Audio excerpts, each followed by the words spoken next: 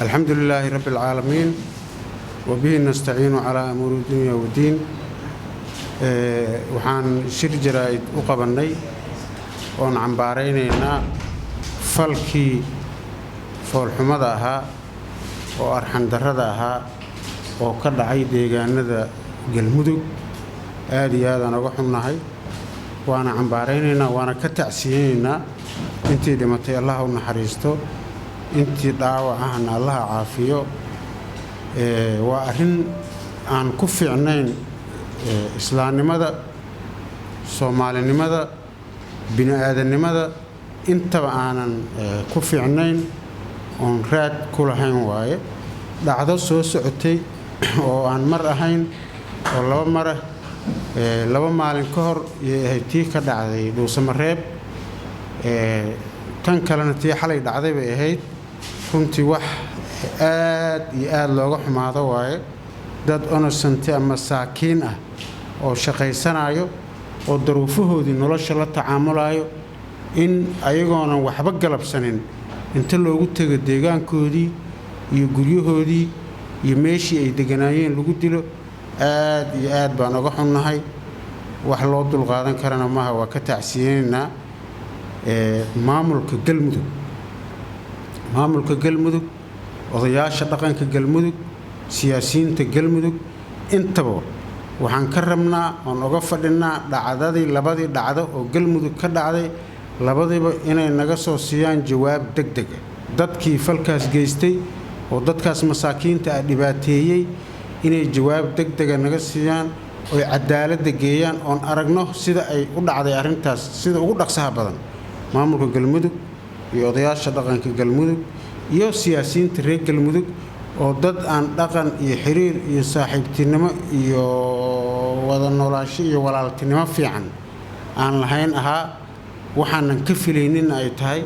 si kastaba ha ku timaado, waxaan uga fadhinaa inay jawaab degdeg ah naga soo siiyaan arrintaas, oo ay yidhaahaan ciddii waxaan suubisay ay noo soo sheegaan, ay gacanta ku qabtaan oo ay soo saaraan maxkamad sida ugu dhaqsaha badan.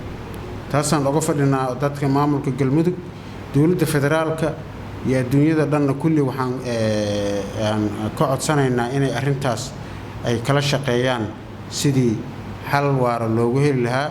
runtii waa dhibaato weyn oo xanuun badan. dadka reer koonfur galbeed oo dadkaas ehelkooda ah samir iyo iimaan allaha ka siiyo, ayagana naxariistii janno allaha geeyey intii dhimatay.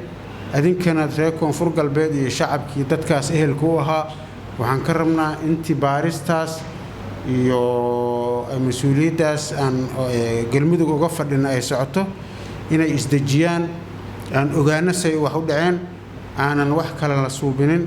waxaanoo dhan samaynaayo oo ummadda meel kasta ay joogaan ay faa'iido ugu tahay waa cadowga ugu weyn oo soomaaliyeed oo shabaabka ah wey. mushkiladda ummadda soomaaliyeed isku diraysa waxaa ka faa'iidaysanaya shabaab.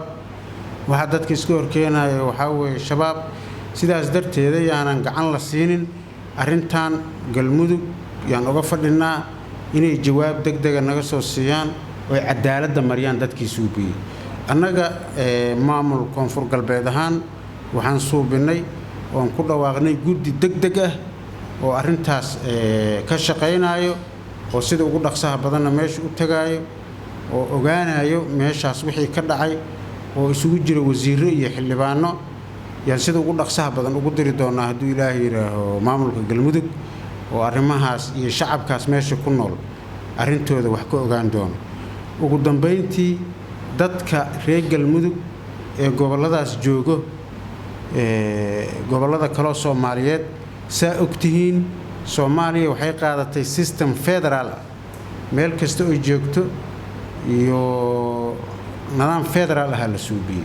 haddii aad qabtaan haybsooc, xarig, dil, dhibaato aad ku qabtaan deegaanada kaloo soomaaliyeed oo aad joogtaan, maamulkiinnii iyo deegaankiinnii dib ugu soo noqda, ka shaqaysta, cidna ha ku eedaynina, deegaanadiinna imaada, jooga. annaga maamul ahaanna waxaan ballan qaadaynaa inaan dibudejin idiin suubinno idinka kaalmayno arrimaha soo rarista iyo soo qaadista aad deegaanadiina ku soo noqonaysaan iyo dib u dejintiina yaan ka kaalmaynaa uma baahnin maalin walbaba in maxay ahayd dareen cusub iyo dhibaato cusub aan maqalno dadka aad la nooshihiin si fiican kula noolaada ninkii raba inuu noolaado Soomaaliya oo dhan waa isla nooshay waa si joogtaa waxa dhibaatada keenay nabadgelyo xumada iyo shabaab kaan waaye shabaab meel walba uu joogo looga digo dadka loo sheego dadkaas reer koonfur galbeed oo gobolada Soomaaliyeed joogo sida aan hore u sheegay haddii aad ku qabtaan deegaanada aad joogtaan haybsooc xarig dil dhibaato wax qof binaadan oo ku noolaan kara ma aha maamulkiinii iyo systemkiinii aad adinka lahaydeen baa nabada meel laga shaqaysta leh meel lagu noolaado leh dhulka ugu barwaaqada badnaa waa in soo dhaweynaynaa deegaanadiina ku soo noqdo haddaa u baahataan wixii taakula waa in ka taakulaynayna guddi baan idin saaraynaa dib u dejina diyaar baan in kugu nahay inaad deegaanadiina ku soo noqotaan oo si qurux badan ugu noolaataan oo uga shaqaysaan oo nabadna ku joogtaan intaas waxaa dheer dadka reer Galmudug oo aad la nooshihiin iyo dadka gobolada kale oo Soomaaliyeed joogo dhan oo aad la nooshihiin si nabada kula noolaada si nabada kula shaqaysta dadka dulmiilowyaalka oo shabaabka oo masiibada wada oo isku kiindiraayo iska ilaaliya dadka aad la nooshihiin ka ilaaliya aad iyo aad u mahadsantiin وبالله التوفيق